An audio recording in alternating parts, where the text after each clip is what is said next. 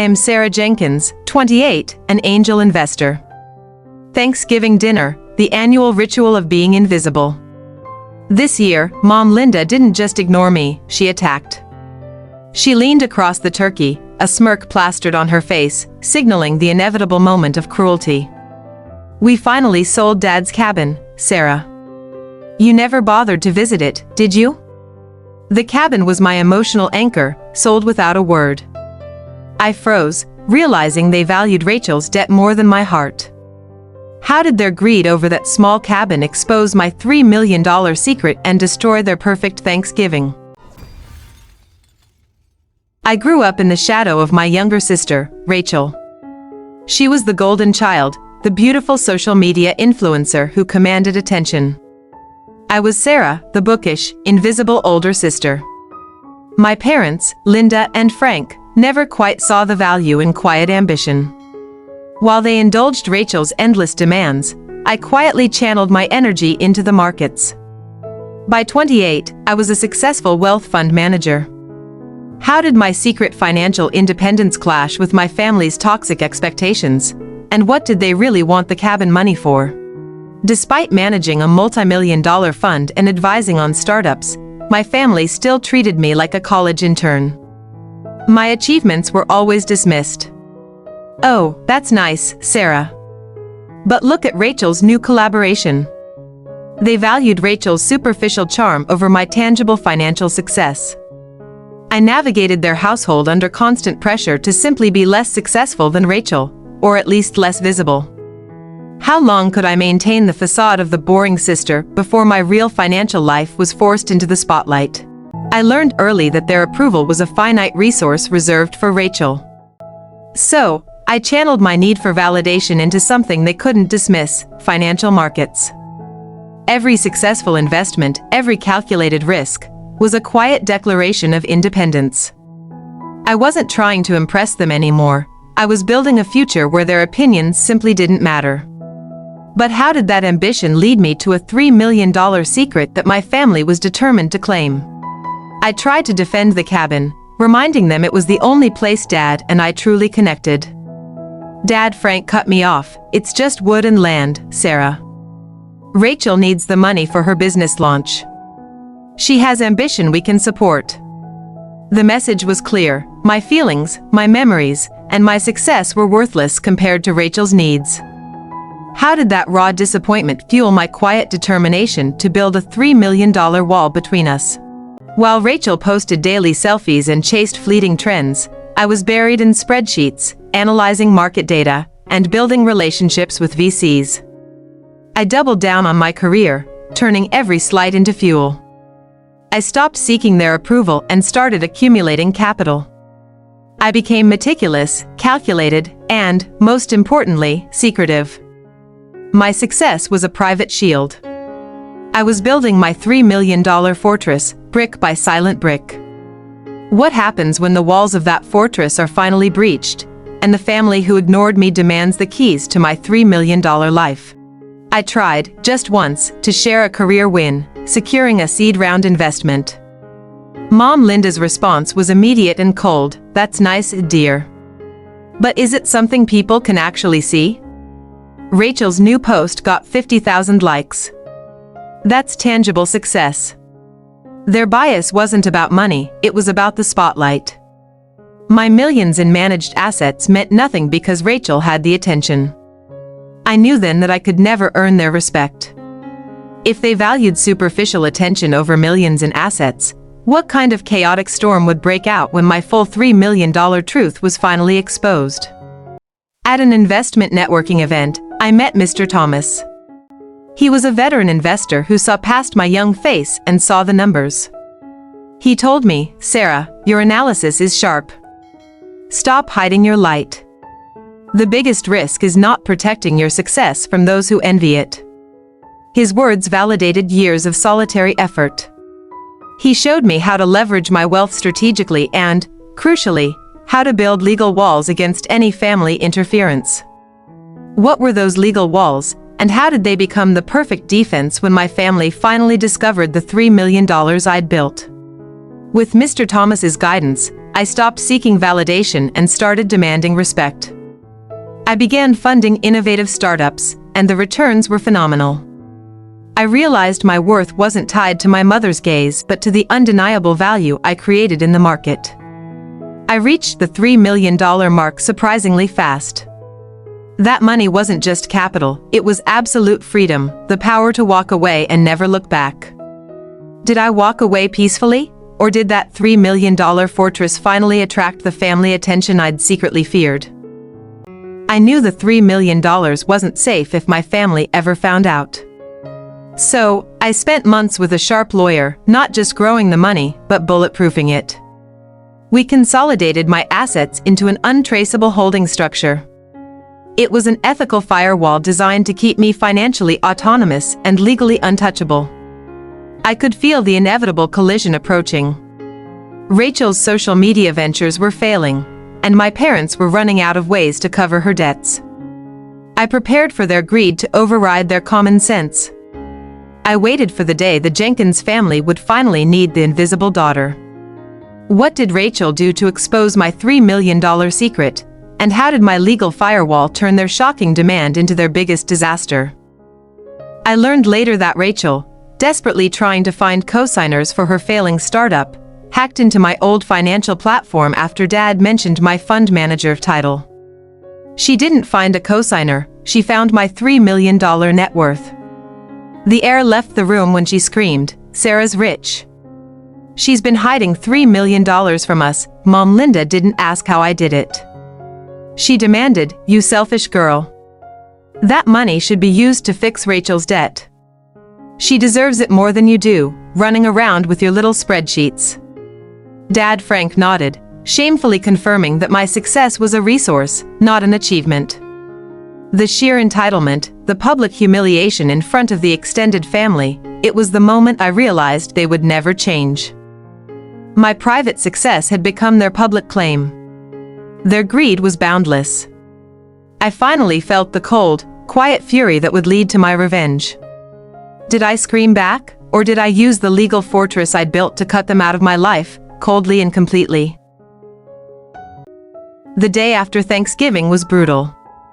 My phone rang incessantly. Texts from Mom, "You have 2 days to respond." Emails from Rachel's PR team, suddenly professional, requesting a loan agreement. Their true character was fully exposed, transactional, demanding, and utterly shameless. I met my lawyer, Mr. Stone. He smiled faintly. "They want a fight, Sarah. We give them silence, backed by the law." We formally notified them that any further communication regarding my personal assets, or any attempts to defame me, would be met with an immediate lawsuit for harassment. That lawyer's letter was the coldest, most effective revenge I could have engineered. It wasn't an emotional outburst. It was a professional severance. Suddenly, the money-hungry calls stopped. They understood the language of legal action, a language far more binding than familial love. They didn't apologize, they resorted to gossiping. The rumor mill churned, "Sarah is cold," she turned her back on her family. But I knew the truth. They weren't mourning my absence, they were mourning the $3 million ATM I had just disconnected. I had drawn a line in the sand, not with tears or shouting, but with certified mail. I was free. The phone calls stopped, but the rumors didn't. How did I use Rachel's own fake social media facade to turn their gossip into public humiliation?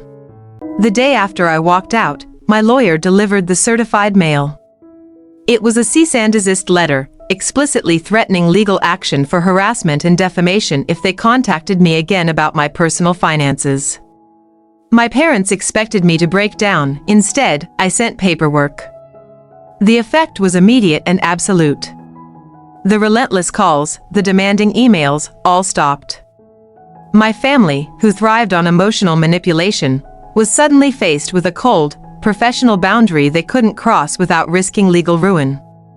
They were silenced, not by my anger, but by my attorney's letterhead. This was my true revenge. I didn't need to yell to show them they were wrong. I just needed to leverage my own hard-won success to build an impenetrable shield. For the first time, I held all the power, backed by financial independence and legal protection.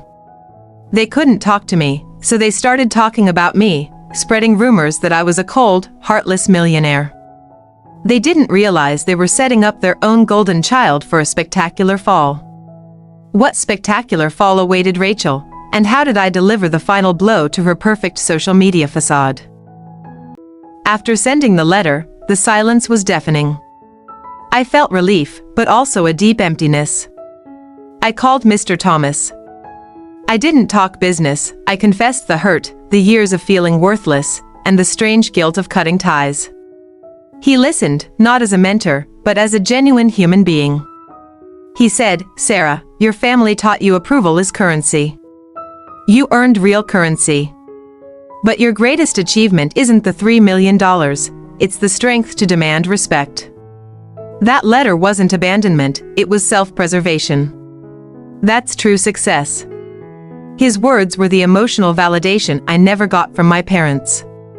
I later confided in my closest business friend, who had endured similar family dynamics. That conversation was different. She didn't offer advice, she offered shared experience. She reminded me that the family I chose, my network, my friends, was stronger than the one I was born into. The guilt finally lifted. I realized I wasn't cold, I was protected. I had traded the exhausting chase for family recognition for the quiet, profound peace of self-respect. My success wasn't defined by their approval, and my freedom was absolute. With my emotional shield intact, I was ready for the final piece of revenge. How did I use Rachel's beloved social media fame to expose her biggest, most expensive lie? I had one. The $3 million was safe, and the legal threats were gone. I was financially free. But sitting alone in my luxury apartment, I realized something heavy: money couldn't buy a family that cared. I had the satisfaction of success, but I missed the simple, childish hope that they would one day be proud. I reflected on the irony. My parents mourned the loss of the money I didn't share more than the loss of the daughter they had ignored. Their love was transactional, my wealth was concrete. They valued the resource, not the person who created it. This understanding was both liberating and deeply sad. I stopped measuring my worth by their applause. My professional achievements, my integrity in the market. My quiet hustle, the trust of my investors, were my real metrics. That internal sense of success far outweighed the emptiness left by my family's absence. The next step wasn't about more money, but more justice. I had to expose the hypocrisy they relied on, starting with the one person they prized most, Rachel. How did I use one tiny piece of evidence, a fake bracelet, to shatter Rachel's entire golden child facade and public image? Rachel, oblivious to the legal threat I had unleashed, continued her online performance.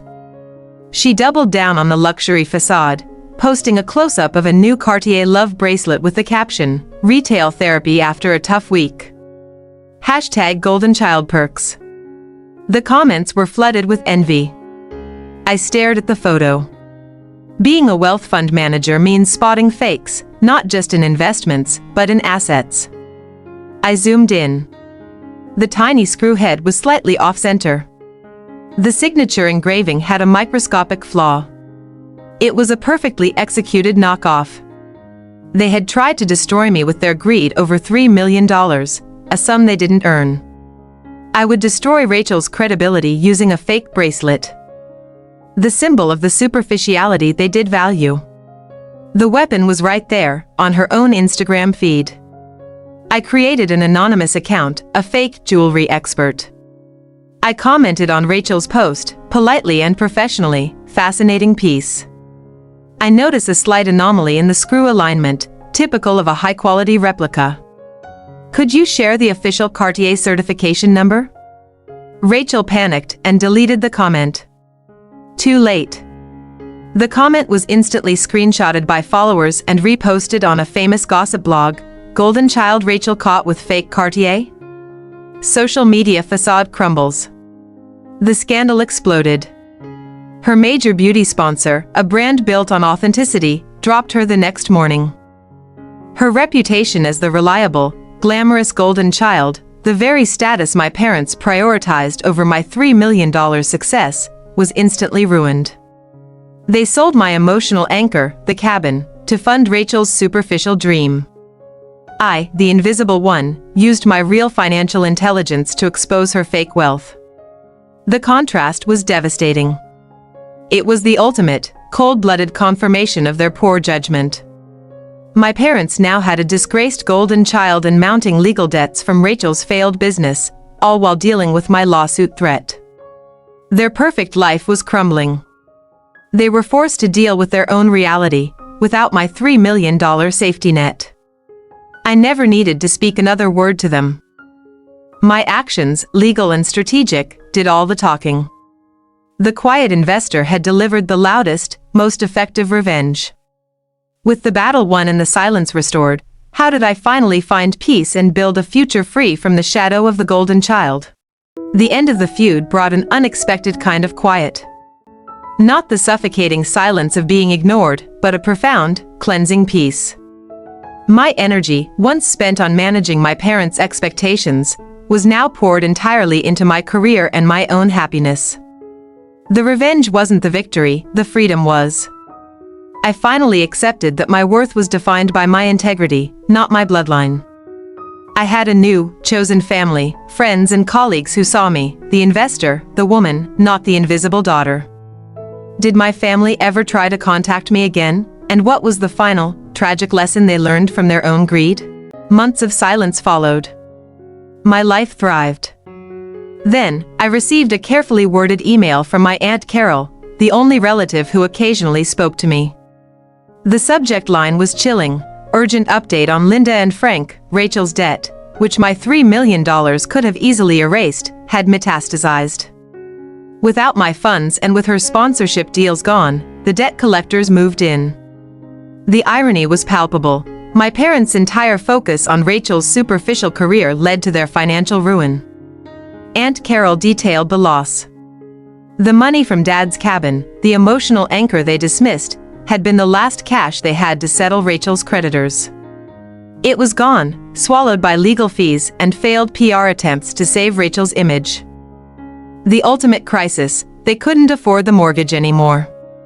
The family home, the place where they had celebrated Rachel and ignored me, was heading into foreclosure. They had traded a daughter's heart and a cabin of memories for a lifestyle that vanished into thin air. Aunt Carol's email ended with a desperate plea: "Sarah, I know you owe them nothing, but they are completely broken. They need help with the house. You're the only one who can help them now." I read the email and felt no joy, only a cold sense of confirmation. This was the logical, financial conclusion to their moral corruption. They hadn't respected me when I was invisible. They certainly couldn't command my pity now that I was free. I considered replying, then deleted the draft. My lawyer's letter was my last word. I closed my laptop. My only duty was to my peace, and my $3 million fortress was still standing. Did I walk away completely, or did I, the silent investor, make one final, symbolic gesture to close the book on the family that betrayed me? Cleaning out the last remaining things I still had from my old room, I found a small wooden box Dad had given me years ago, telling me to open it only when I truly needed to remember my foundation. Inside was a single, yellowed letter and a folded map of the old cabin property. Dad's letter was simple. It explained that the cabin property was actually adjacent to a protected environmental reserve, making it worthless for commercial development, but highly desirable for a niche conservation group. He had been quietly negotiating with them, ensuring the land would be preserved. My parents sold the cabin quickly, afraid the value would drop. They thought they had secured a cash windfall. But Dad's final deal, which they unknowingly voided by their hurried sale, would have paid 10 times their sale price, if they had only been patient and respected his wishes. What was the ultimate fate of my parents and Rachel, and how did I finally use my financial freedom to honor my father's memory and find my own true home? I never replied to Aunt Carol's plea. The question wasn't about charity, it was about boundaries. I realized that responding, even to refuse, was giving them power. My freedom meant absolute non-engagement. My $3 million wasn't their escape raft, it was my proof that I didn't need them. I used part of my assets to buy a small piece of land near that conservation reserve my dad loved, a symbolic act. It wasn't the old cabin, but it was mine. No sentimental attachment they could sell, just pure, financial acquisition and respect for my father's memory. The revenge was complete. The family home was eventually sold, and Rachel faded into obscurity, her social media page becoming a monument to unfulfilled potential. I felt no guilt, only a quiet, resolute peace. I was no longer fighting for scraps of attention. My $3 million didn't just buy me financial stability, it bought me the ultimate freedom, the right to define my own happiness, separate from the toxicity that tried to define me. That, truly, was the greatest revenge of all. What does true freedom look like after achieving the perfect revenge? Keep watching for the final thoughts and lessons learned. The silence I had earned was quickly shattered by the noise of my family's bitterness. They couldn't sue me, but they could certainly gossip. The narrative quickly shifted. I wasn't the ignored daughter, I was the cold-hearted millionaire who let her own family lose their home. Aunt Carol was the only one brave enough to call. They lost the house, Sarah. You could have fixed it with petty cash. You stood by and watched. You're just as bad as they were, only richer. She saw my lack of pity as equal to their years of neglect. I listened, detached. She didn't understand. Their house wasn't collateral, it was a weapon they used to control me. My choice was not between helping or hurting. It was between enabling their endless cycle of debt or choosing my own peace. The emotional manipulation was just the same. It's always easier to blame the successful, detached victim than to face the reality of one's own poor choices. My parents blamed Rachel's sponsors. Rachel blamed the anonymous troll who exposed her. They all blamed me for not being their fallback fund. Rachel, in a tearful social media return, posted a cryptic note about toxic envy and family betrayal, implying I was the one who sabotaged her. Her small remaining fan base rallied, painting me as the villain who couldn't handle her sister's spotlight. A few minor gossip sites picked it up. Wealthy investor sister lets family home foreclose. The headline confirmed their narrative. I didn't care about the money lost, I cared that they still couldn't see the real betrayal, the decades of emotional neglect. The irony was beautiful. My $3 million fortress, which they demanded, kept their debt collectors far away from me. I had created a legal, financial, and emotional perimeter. Their anger bounced off that shield because my freedom was non-negotiable. I later heard they were moving into a small, rented apartment. Rachel was working a retail job, stripped of her influencer status. They weren't bankrupt, but they were reduced to the very ordinary life they tried so hard to prove they were above. Their condemnation was the final validation I needed. If they had finally offered genuine remorse, I might have felt conflicted. But their self-pity and continued blame solidified my decision. I hadn't destroyed them, their greed did. I merely stepped out of the way. I deleted Aunt Carol's number. The noise faded. The world was large, and their small drama was over. I had built a life on merit and integrity, something they never understood. I was finally, truly, free. What was the final, devastating lesson my parents and Rachel learned about authenticity, and what does true independence look like when the battle is truly won? I learned through my lawyer, who monitored the situation purely for legal defense, that Aunt Carol, the relative who had blamed me, actually stepped up. She co-signed a small lease for my parents' cheap apartment. She saw a crisis and acted with human kindness, something I was no longer capable of giving them. Even Rachel found a strange kind of support. Her toxic envy post generated sympathy. A few smaller brands, desperate for controversy and clicks, offered her minor endorsement deals focused on healing from family trauma. She was still leveraging victimhood for profit. My parents, stripped of their social facade, were forced to accept the help they previously scorned. They took Carol's generosity not with gratitude, but with the expectation that they deserved it. They didn't see Carol as a savior, they saw her as a minimal replacement for my lost $3 million.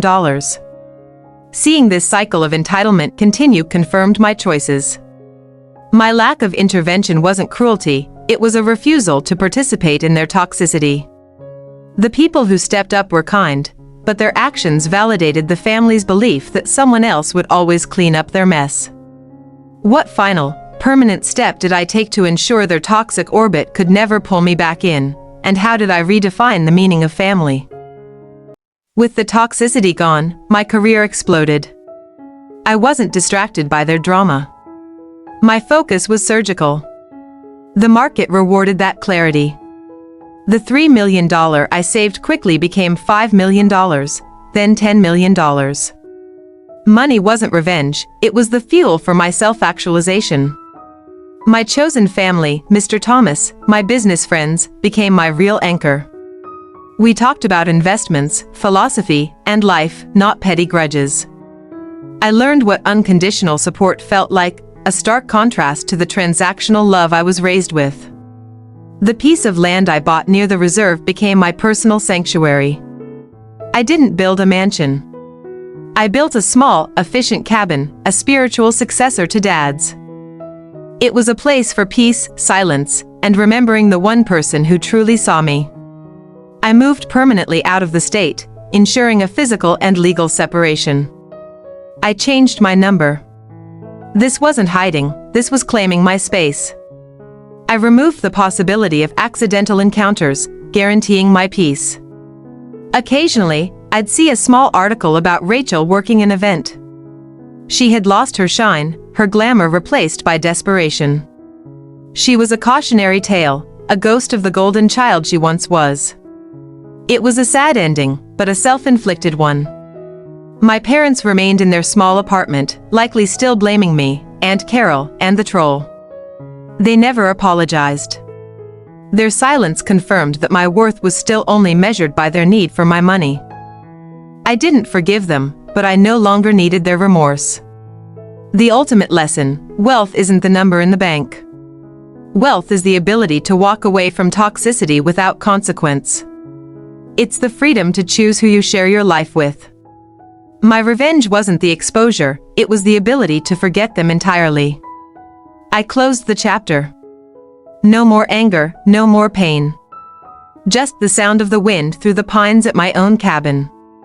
I was the quiet investor, and my greatest investment was in my own peace.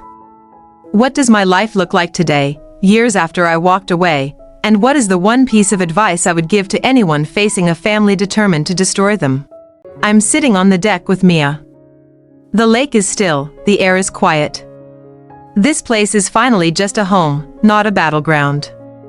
Peace settles around me like evening mist. Mia asks, "Do you ever miss them?" A simple question, but it hits hard. I pause, looking out at the water, reflecting on the wasted years. I shake my head. No, I say. They never existed. Just the version I wished they were. The truth is freeing. My phone buzzes. An unknown number. One final dramatic flourish from fate. I already know what it is. It's a photo, Dad, of Mom, and Grant outside a dingy, unfamiliar rental.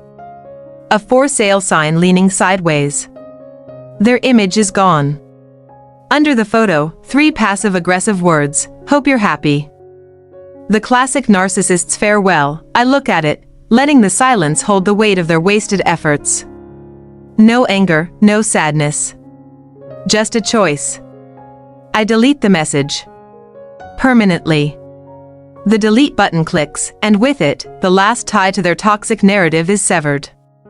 I stand up, walk to the deck's edge, and stare out across the water.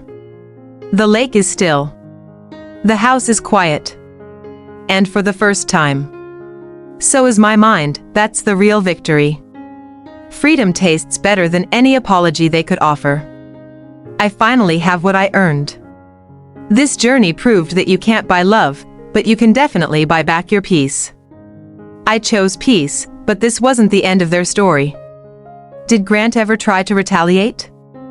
And what happened to the tech retreat center when winter hit?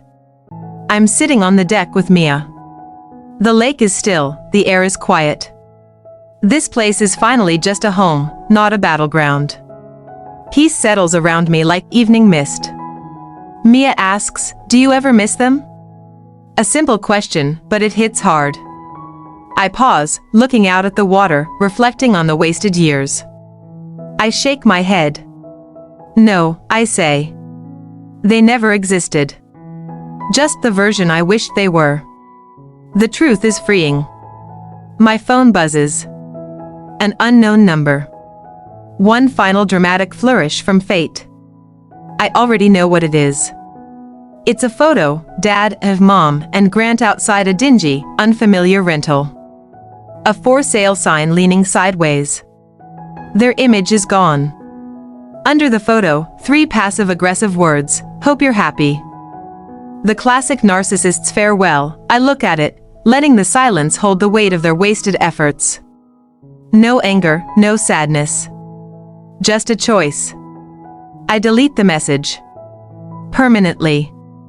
The delete button clicks, and with it, the last tie to their toxic narrative is severed. I stand up, walk to the deck's edge, and stare out across the water. The lake is still. The house is quiet. And for the first time. So is my mind. That's the real victory. Freedom tastes better than any apology they could offer. I finally have what I earned. This journey proved that you can't buy love, but you can definitely buy back your peace. I chose peace, but this wasn't the end of their story. Did Grant ever try to retaliate? And what happened to the tech retreat center when winter hit? If you take one thing from my story, let it be this. Lesson 1. Financial independence is emotional defense. Don't let people monetize your kindness or weaponize your guilt. Your worth is intrinsic, not something they grant you. When facing toxicity, be the quiet investor. Lesson 2. Choose strategy over sentiment. Emotional chaos breeds poor decisions. Use logic, lawyers, and silence as your primary tools. You don't have to scream to be heard, your actions will speak volumes. Lesson 3. Your chosen family is stronger than your bloodline. Invest your energy in those who support your growth, not those who demand your destruction. My real family didn't share my DNA, they shared my values. Lesson 4. Closure is an internal choice. You don't need their apology to move on. Finally, Lesson 5. The best revenge is a life well lived. Build a life so rich in purpose and peace that their absence is a blessing, not a wound.